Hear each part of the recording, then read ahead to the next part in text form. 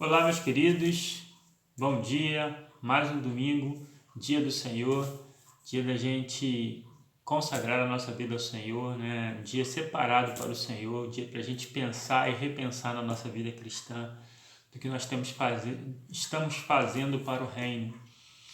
E é sempre, né, um dia especial. Nesse período de quarentena a gente fica pensando nos tempos que a gente passou na igreja e a saudade que a gente tem de estar na IBD, de estar com os irmãos no culto da manhã, no culto à noite, aquela conversazinha gostosa no final do culto, né?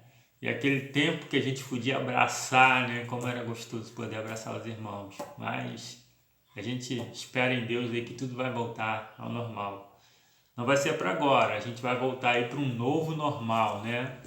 Mas eu acredito que em alguns meses a gente vai ter condição de voltar ao antigo normal e poder abraçar novamente as pessoas. Uma característica da nossa igreja é que é uma igreja que gosta de abraçar, né? Gosta de acolher as pessoas. E a gente vai estar um pouco travado nesse período aí, mas a gente vai estar caminhando.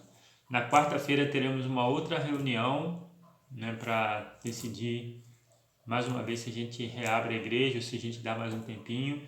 Lembrando que os irmãos estão decidindo tudo conforme o desejo de fazer o melhor para cada um de nós, tá bom?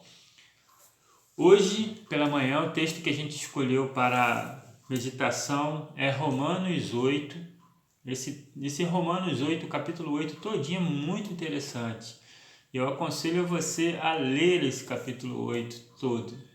É muito interessante, capítulo 8 de Romanos. Mas eu só vou me ater ao primeiro versículo, que diz o seguinte: portanto, agora nenhuma condenação há para os que estão em Cristo Jesus, que não andam segundo a carne, mas segundo o Espírito.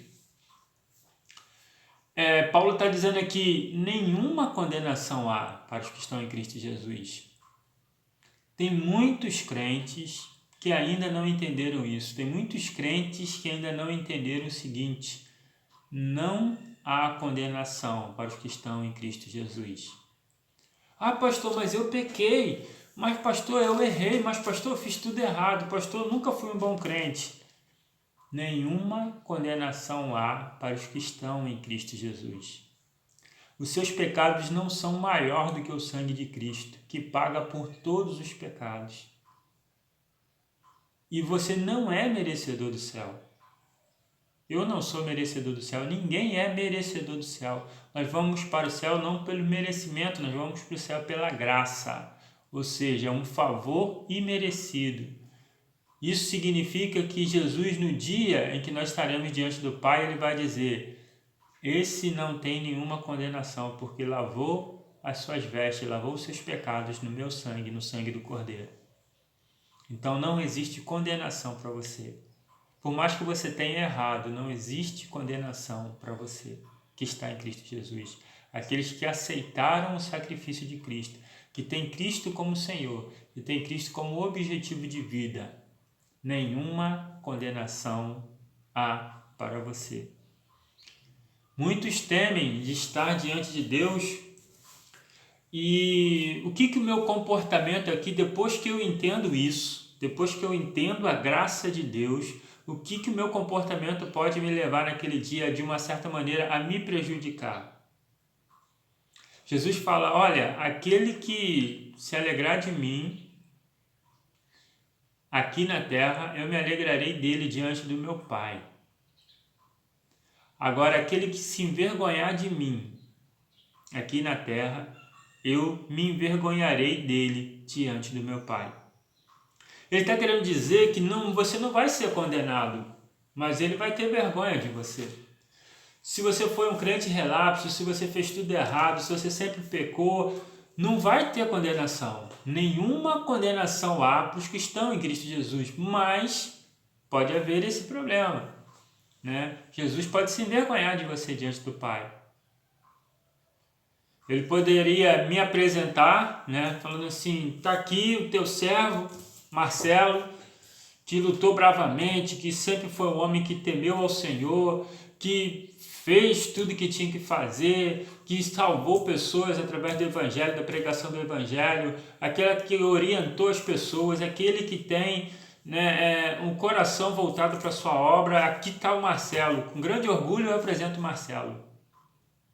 Né? Ou ele pode dizer: pai, está aqui o Marcelo, que me aceitou meu sacrifício, mas viveu uma vida que não condizia com aquilo. Ele viveu presunçosamente, orgulhoso, prepotente. Ele viveu uma vida caçando os desejos da carne. Ele se entregava aos desejos da carne, sempre lutou, mas sempre perdeu. Ele sempre foi um fraco, sempre foi um omisso, ele sempre foi uma pessoa ruim, mas ele me aceitou. Ele vai para o céu, mas eu não digo que eu tenho orgulho dele, não. Já pensou como é triste ouvir isso de Jesus? Então a gente tem que fazer por onde ser servo de Deus que vale a pena, tem uma carreira que vale a pena se orgulhar dela. Nenhuma condenação há para você, mas a apresentação oficial de Jesus Cristo para Deus em relação a você vai existir. A Bíblia diz isso. Embora Deus já te conheça desde o ventre da sua mãe, né? Isaías dizia que enquanto eu estava ainda informe no ventre de minha mãe, o Senhor já conhecia, o Senhor esquadrinhou os meus ossos, as minhas estruturas. Então o Senhor já te conhece desde o ventre da sua mãe, desde o ato da concepção. Deus te conhece. Porém vai ter a apresentação oficial. Todo mundo já deve ter visto filmes de reis da Sala do Trono lá, e as pessoas chegam e tem aquele camarada que bate o negocinho no chão, tum, e apresenta: entrando agora fulano de tal, da família tal, que fez isso e aquilo outro, né?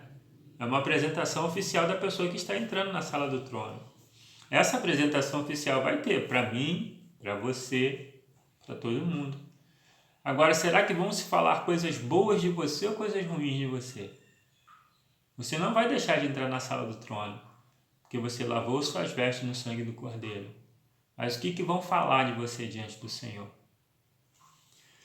Interessante que esse versículo também fala o seguinte: para aqueles que não andam segundo a carne, mas segundo o Espírito. A salvação é um ato. Entenda isso. A salvação, ela não é um processo, a salvação é um ato. Criei em Cristo Jesus, aceitei a Jesus como meu Salvador, entendi no sacrifício dele a paga pelos meus pecados, eu já sou salvo. Isso é um ato, né? Entendo isso, acontece. Uma vez salvo, salvo para sempre. Agora, existe um processo na vida cristã, e esse processo se chama santificação. Eu sou santo. Você também é santo. Nós já tivemos um tema no Congresso dos Adolescentes que se chamava, né, Santidade. E logo em seguida vinha, porque eu sou santo. O que é santo? É o bonzinho? É o correto? Não, santo é o separado para Deus. Você é santo, meu querido, porque você é separado para Deus. A sua família é santa porque a sua família é separada para Deus. Agora, existe o processo de santificação. Lembra, salvação é um ato, uma vez só. Não existe processo de salvação. Não é de acordo com as suas obras que você vai ser salvo. O famoso lá, Efésios 2,8 diz: a salvação é pela graça, mediante a fé. Isso não vem de vós, é dom de Deus, não vem das obras, para que ninguém se glorie. Não é pelas suas obras que você é salvo pela graça. O processo da salvação é um processo, não é um ato. É um ato. Processo de o ato da salvação acontece uma vez só. Agora, a santificação é um processo que você entra nesse processo a partir de quando você conhece a Cristo como seu Salvador, e você vai caminhando nesse processo, até a sua morte. Porque até no leito de morte a gente luta contra a nossa carne. Até quando eu estou condenado, até quando eu estou condenado pelos médicos, eu digo, até quando eu estou moribundo, eu ainda tenho condições de pecar. Não é, pastor, mas tem? Tenho, porque os meus pensamentos continuam funcionando, eu posso pensar mal de uma pessoa, eu posso desejar mal para outra, eu posso ter um orgulho acima das coisas, né? Eu posso pecar ainda no leito de morte. Então, não pensa você que quando eu estiver moribundo lá, eu vou pedir perdão por tudo e vou zerar a conta e eu vou morrer em paz. Que você pode acabar de fazer essa oração e logo em seguida pensar coisas erradas, né? Então, não somos salvos pelos nossos atos, nem pelas nossas obras. Nós somos salvos pela graça. Agora, esse processo de santificação é o que Paulo fala aqui. Aqueles que andam segundo o Espírito, não mais agora segundo a carne. Então, quer dizer que eu não vou pecar mais? Não. O próprio Paulo fala, miserável homem que sou, no capítulo 7, pertinho do capítulo 8 que nós estamos lendo, no capítulo 7, versículo 24, ele diz, miserável homem que sou, quem me livrará do corpo dessa morte? Miserável homem que sou miserável. Minha carne fala muito alta e eu tenho que lutar com ela todos os dias. Isso é a luta para você manter o seu espírito ativo com o Senhor. Para viver em espírito, você tem que lutar contra a sua carne, contra os seus desejos, contra o seu egoísmo, contra os pecados que a carne deseja. E aquele que tem uma visão espiritual, ele luta contra essas coisas. Ele tenta viver mais no Espírito. É lógico que a gente vive nesse mundo e a gente está sujeito às paixões desse mundo, né? E as coisas são sedutoras, né? As riquezas são sedutoras, o sexo oposto é sedutor, né? O ego elevado, massageado também, ego gostoso, né? Bom, e tem muitas pessoas que procuram essas coisas, procuram reconhecimento. Mas aquele que é espiritual, aquele que entende o que Cristo fez por ele, aquele que quer vencer todas essas coisas, ele anda em espírito, ele deseja as coisas espirituais. Não vou dizer que ele não vai errar mais, mas ele não vai desejar errar mais. Não são pelas coisas que você faz, mas sim pelos desejos que existem no seu coração. Davi foi um homem segundo o coração de Deus, foi um que errou bastante. Mas Davi ele tinha uma visão muito bonita sobre o reino. Davi ele tinha uma visão muito interessante sobre quem é Deus na vida dele. Davi ele foi uma pessoa tremenda, porque sabia reconhecer a soberania de Deus, sabia ser humilde diante do Senhor e diante do povo. Davi ele tinha muitas características de um verdadeiro cristão que nós precisamos ter. Errou muito, mas vivia muito mais focado em Deus, vivia muito mais focado nas coisas do céu do que nas coisas da terra. Ele admitia que tudo que ele tinha, tudo que ele era, vinha do Senhor. E tudo que nós temos e tudo que nós somos vem do Senhor. Então, por isso, ele só agradecia e procurava ter o melhor contato com Deus possível. Lembrando que Deus tem um desejo enorme de ter comunhão conosco. O homem foi criado, o ser humano foi criado para que tenha comunhão com Deus. Quer ver um bom exemplo disso? Vê lá no início, lá na criação, em Gênesis. Deus criou o paraíso e criou o homem, e viu que tudo era muito bom, e depois que ele fez isso, ele vinha toda a tarde, toda a viração do dia, está escrito lá na Bíblia, viração do dia, ele vinha toda a viração do dia conversar com o homem, porque Deus quer ter um relacionamento íntimo conosco, Deus quer ser o nosso amigo, o nosso confidente, é aquele que a gente pode confiar nas horas mais difíceis.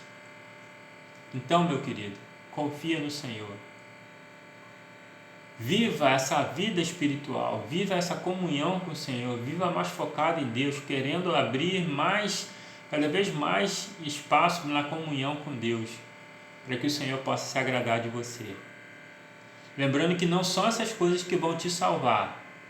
A salvação é um ato, mas essas são coisas que vão fazer você ser melhor, ser uma pessoa melhor quando você vive mais no Espírito. E quando você vive mais no Espírito, você tem muito mais condições de, naquele dia da apresentação, Jesus Cristo só falar coisa boa de você, falar que você foi um excelente servo e merece entrar no repouso eterno. Que Deus abençoe e console o seu coração com isso. Guarde esse domingo para santificar a sua vida e a sua família. Fica na paz.